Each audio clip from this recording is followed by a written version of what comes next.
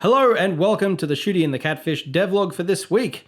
If this is your first time here, Shooty and the Catfish is a turn-based comedy RPG being made in RPG Maker MV with a huge emphasis on resource management.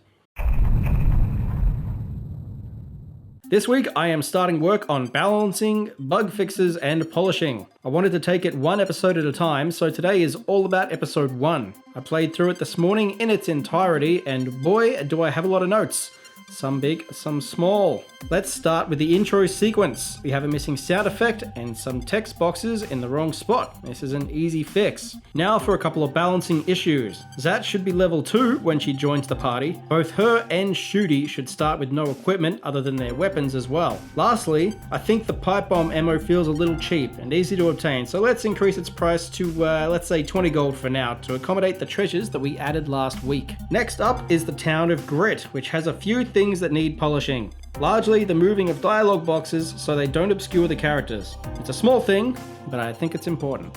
The last fix for Grit has to do with the big boy Brosa fight. One of his attacks can confuse a party member, but it feels a bit much for this game's second encounter, so I'm going to remove that status change from his skill set. And speaking of skill fixes, the drained blood attack by the Drak Bat heals the party rather than healing itself, so that's another quick fix. Of course, fixing Drak Bat means we are up to episode 1's dungeon, the Mushroom Mines. And much like the town of Grit, it requires some text box placement fixes along with some other minor tweaks. And that's it for in-engine fixes. Now there's some UI work that needs to be done. I want to have UI elements for the treasure so you know at a glance that they can be sold without a tutorial. I think a $ will do the trick. I also need to design some icons for the different status effects, respectively blind, confusion, rage, fascination, and poison. Lastly, the episode's title and end card didn't show. This is an easy fix as I can copy the event from the original demo release. The last touch is to make those two cards widescreen. Now it's time to playtest again. Make sure I got everything and to take note of the episode's playtime. Well, I found a few more bugs and added in a couple of small odds and ends, but I think in the end episode 1 is feeling pretty good and relatively well balanced. Episode 1 without being thorough is roughly an hour long. Tomorrow I work half the day, so I'm not sure how much I'll get done, but I'll make sure something gets done. It is Saturday afternoon and I've just got home from work. Unfortunately, before I can get into game development for the day, I need to finish writing this speaker review so I can film it next week. Hopefully it doesn't take too long. Well, it's 8:30 PM, but the script is finally done. I didn't expect it to take as long as it did, but I'm too tired for testing now. Tomorrow, I'm really gonna have to knuckle down. Test episode 2, bug fix, retest, and then edit this week's video. It's gonna be a big day. It is a cold Sunday morning here, and it's time to start playtesting episode 2. I already found a bunch of issues that need addressing, and that was before I found myself in an unwinnable battle based on the changes made to skills in episode 1, so I better fix that first. And well, damn, this time I have 2 whole pages of bug fixes and changes that need to be made. Thankfully most of it's just text changes, but there are a few other quirks as well that need sorting out. Let's start with the easy ones.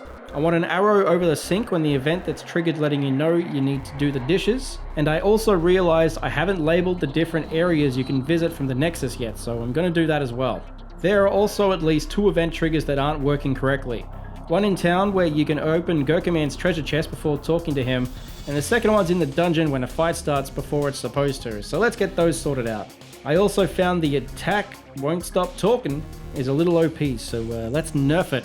I also found 2 teleports that aren't working correctly. The first being in the boss room map and the second being a shortcut back to the boss room for an additional fight. I think these have been missed during the move to widescreen. Lastly, before I get started on the boring fixes, I noticed a flashing pixel on the water cooler enemies once they die. Normally I'd fix this in Asprite, but I'm just going to be lazy and fix it directly in Photoshop, which is pretty easy. And finally, the issue making up 90% of the fixes, lots of text bugs. I think this is again due to the move from the old 4:3 aspect ratio to widescreen, so here's hoping it's not a problem from episode 3 to 5 since they were made once the game was moved to widescreen. And well, I guess all that's left to do now is to replay it and make sure it's all fixed. Seems to be cleared and I'm pretty happy with the balancing. So altogether, the first 2 episodes are roughly around 2 hours if you're just breezing through. Now all that's left to do today is to get this devlog edited, and it's already 5 in the afternoon. So thank you for watching, and if you're interested in supporting this project, please check out my Patreon where you can get access to all of the source files for this game project. Until next time, happy developing.